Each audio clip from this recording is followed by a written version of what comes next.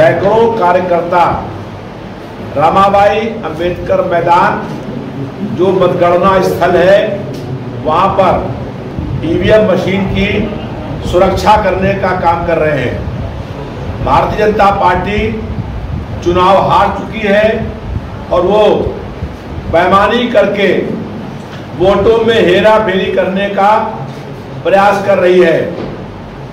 लखनऊ में 28 तारीख को हम लोग मतगणना स्थल उसके बाहर मौजूद थे। हम लोगों को मालूम हुआ कि एक सरकारी गाड़ी मतगणना स्थल के अंदर है। हम लोग वहां पर दौड़े और देखा कि वहां पर लखनऊ सेंट्रल का आरओ मौजूद था। हम लोगों को देखकर उसने गाड़ी भगाने का प्रयास किया। हम लोगों ने गाड़ी रोक करके उससे पूछा कि किसके आदेश पर ये गेट खुला था और किसके आदेश पर आप गेट के अंदर गए थे। उनके पास कोई जवाब नहीं था। हमने उनकी गाड़ी की तलाशी ली। गाड़ी के अंदर हथौड़ा, छेनी, आरी, लोहे की राड, पेचकस, प्लास, ताले, चाबी, सील आसमान मौजूद था।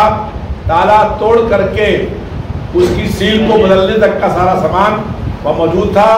उस गाड़ी में 3-4 लोग और बैठे थे जो मौका पा करके वहां से भाग गए।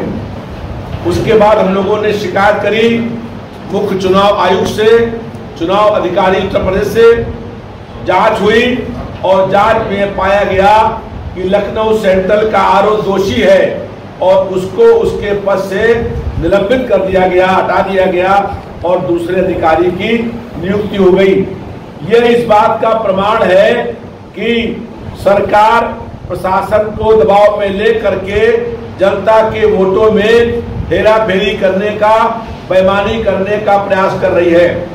हम लोग पहले भी ये बात करते रहे हैं, लेकिन मैंने पहले आपसे घटना बताई कि जब हमने पकड़ा, हम खाली बात नहीं कह रहे हैं, हमने रंगे हाथ पकड़ा और हमने उसके बाद जांच की। लखनऊ सेंट्रल के आरओ को हमने हटाया। लखनऊ सेंट्रल के आरओ को मुख्य चुनाव अधिकारी उत्तर प्रदेश और मुख्य चुनाव आयुक्त भारत सरकार के आदेश पर हटाया गया। तो आप बताइए क्यों उन्होंने हटाया उसको?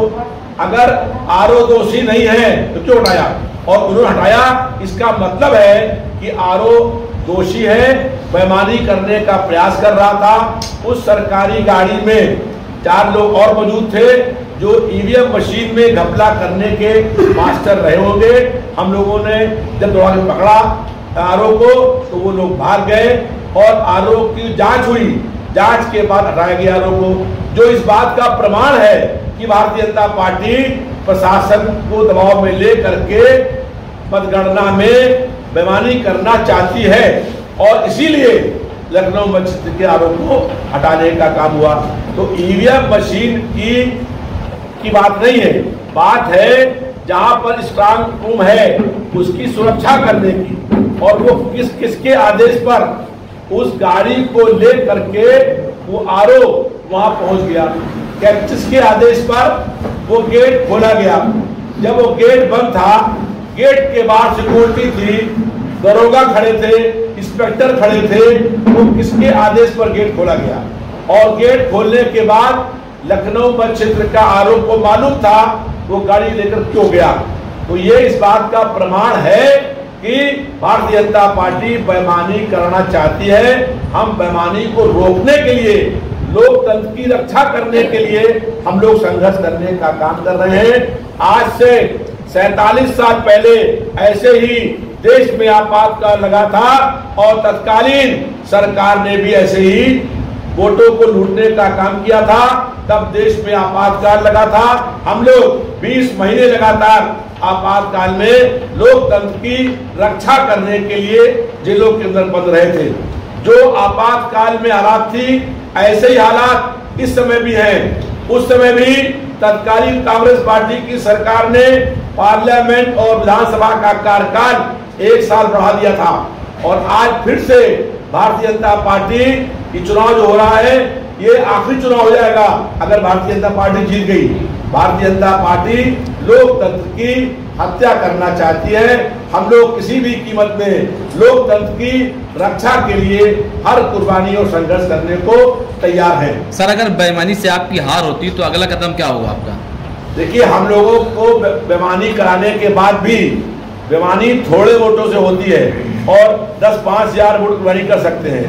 हम तो जो है 50,000 वोट चुनाव जीत रहे हैं। हमारे क्षेत्र के अंदर बेईमानी ये नहीं कर पाए और कर पाए होंगे तो इतनी नहीं कर सकते जितने वोट से अब जीत रहे हैं। लेकिन पूरे प्रदेश भर के अंदर बेईमानी करने का इन्होंने प्रयास किया है। हमने वैसे जब ये घटना हुई थी तो आरओ को बदलने के लिए हाई कोर्ट में रिट कर दी थी और जैसे ही रिट हुई वैसे ही आरओ को चेंज करने का काम हुआ। तो हम अगर कोई भी ऐसी कार्रवाई होगी तो सुप्रीम कोर्ट तक न्याय की लड़ाई लड़ने का काम करेंगे, लेकिन किसी भी कीमत में जनता के एक भी वोट को हम टूटने नहीं देंगे, चाहे इसके लिए